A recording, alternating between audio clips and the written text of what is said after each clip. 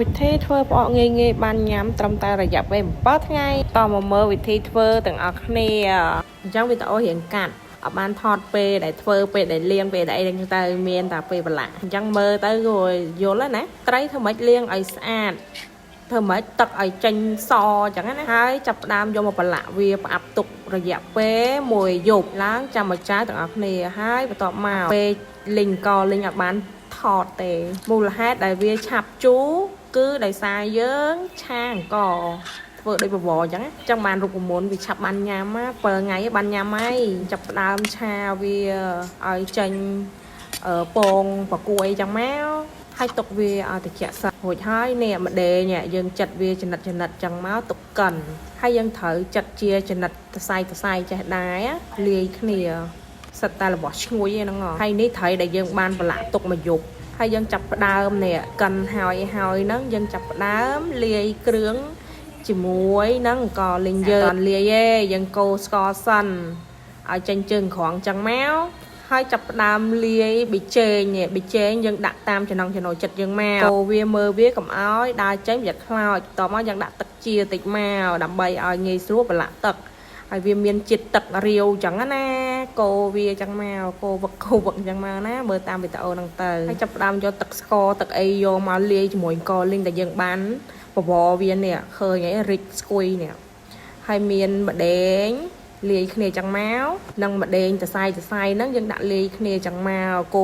រវឹកដើម្បីឲ្យវាសប់សាច់អស់ចឹងណាហើយវាឆាប់ជូរហើយឈ្ងុយហ្មងច្រវល់វាឲ្យសប់សាច់គ្រឿងហើយត្រីដែលយើងបានប្រឡាក់ទុកមួយយប់នេះយើងស្រង់វាចេញមកហើយបញ្ជាក់ទឹកវាហ្នឹងគឺអត់យកទេគឺទឹកអំបិលចេញពីជាតិត្រីយើងហ្នឹងហើយមើលសាច់ត្រីគេផងល្អឯងគ្រាន់តែឃើញហើយក៏តំណងដែរគឺវារឹងអញ្ចឹងឯងយើងប្រឡាក់ដល់អំបិលជាពិសេសអំបិលហ្នឹងគឺយើងប្រឡាក់ធ្វើម៉េចឲ្យប្រៃដើម្បីកុំឲ្យផ្អកយើងខូចយើងទុកបានយូរយើងប្រឡាក់អញ្ចឹងខ្ញុំប្រើអំបិលប្រហែលជាកន្លះគីឡូត្រីប៉ុណ្ណឹងហើយចាប់ផ្ដើមអាគ្រឿងយើងច្របល់ហើយហ្នឹងយើងយកមកប្រឡាក់សាច់ត្រីម្ដងមួយអញ្ចឹងមកដើម្បីវាសប់សាច់ទាំងអស់ណាតពីប្រឡាក់ហើយនេះសប់ល្អនេះហើយមើលគ្រឿងគេអូយពណ៌ដល់ហើយតំណងណាក្លិនវិញជះមកឈ្ងុយបដាហ្មងហើយយើងចាប់ផ្ដើមផ្អាប់វាទុករយៈពេល7ថ្ងៃគឺបានញ៉ាំហើយលឿនណារូបមន្តនេះធ្វើតាមហ្នឹងទៅគឺអត់ខកបំណងទេឆាប់បានញ៉ាំណាថ្មិចតាមបន្តិចហ្នឹងដល់ថ្ងៃយើងត្រូវដាក់ចំហុយបានញ៉ាំបានយើងប្រឡាក់ហើយយើងចាប់ផ្ដើមដាក់នឹងកឡនេះមកនេះខ្ញុំធ្វើអត់ពេញកឡទេបានត្រឹមមាត់កទេមើលនេះអត់ពេញកឡទេហើយត្រីតាប្រមាណតា4 10អីហ្នឹងវាអត់ពេញផងហើយបានហ្នឹងគឺស្ទូចម្ដងមួយហើយសំទុកតម្រាំតាបានប៉ុណ្ណឹងធ្វើផ្អកនេះអើយមិនងាយទេហើយធ្វើហើយគ្មានតែញ៉ាំស្អីទេចែកបងប្អូនពូមិញមីអីអស់ហើយបានញ៉ាំខ្លះដែរតិចតួចបានបងទាំងអស់គ្នាចឹងទៅយើងបានចែកញាតចែកសម្ដានយើងចឹងណាបន្ទាប់ពី7ថ្ងៃរួចនេះមិន7ទេ8ថ្ងៃខ្ញុំយកមកស្រង់យកទៅឆុយនេះគឺ8ថ្ងៃអីនេះមើលសាច់ឡើងក្រហមអូយតំណងនោះហើយជូរល្អណាមើលតែសាច់ត្រីក៏ដឹងដែរមើលនេះអូយជាតិសាហាវហ្មងអានេះលើកទី1បានថតទេអានេះលើកទី2នេះយកដាក់មកចំហុយទៀតនេះឲ្យមើលសាច់ត្រីគេអានេះអត់តន់ឆ្អិនណាតើបានដាក់ចំហុយទេចាប់ផ្ដើមយកទៅដាក់ចំហុយទៀតអីហ្នឹង